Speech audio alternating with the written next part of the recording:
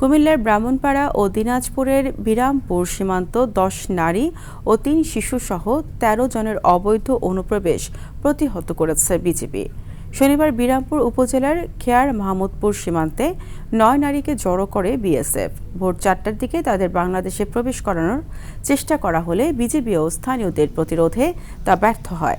এদিকে কুমিল্লার ব্রাহ্মণপাড়া উপজেলার সালদা নদী সীমান্ত থেকে এক নারী ও ৩ শিশুসহ ৪ জনকে ভারতের অভ্যন্তরে ফিরিয়ে দিয়েছে বিজিবি। সকাল ১০:৩০টার দিকে সুলতানপুর ব্যাটালিয়নের সালদা নদী বিওপির নিয়মিত টহল দল সীমান্তের শূন্য লাইনের কাছে এক নারী ও ৩ শিশুসহ ৪ জনকে শনাক্ত করে। আধার কার্ড, ভোটার কার্ড